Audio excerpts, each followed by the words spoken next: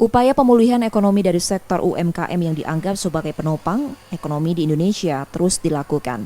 Salah satunya yang dilakukan Partai Golkar Sumatera Selatan dengan mengubah pola pemasaran UMKM tradisional ke digitalisasi. Masa pandemi yang membuat tak ada interaksi antar konsumen dan produsen selama ini biasa dilakukan. Tetap dapat dilakukan transaksi namun menggunakan platform digital, meskipun produk UMKM tetap sama seperti sandang, pangan maupun properti. Gagasan itu diungkap PLT Ketua Golkar Sumsel, Bobi Adityo Rizaldi, di Palembang saat gelaran Sriwijaya Digital Summit.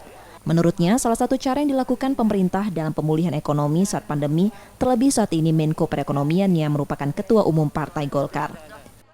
Ya ini, kita selalu mendukung pemulihan ekonomi melalui literasi digital. Kita ingin membuat masyarakat ini melek digital, merasakan dan mengetahui manfaatnya, dan kiranya ingin masuk di dalam basis digital ini memiliki pengetahuan yang cukup.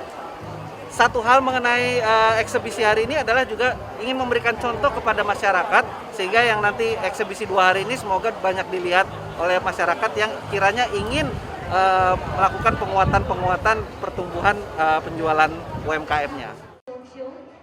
Era digitalisasi ini pun melibatkan kaum milenial sebagai penyatu platform digital, sehingga sinergi ini membuat UMKM dapat terus bertahan meski produk yang dihasilkan sama.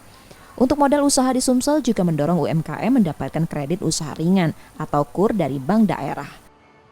Tim Liputan, Kompas TV, Palembang, Sumatera Selatan.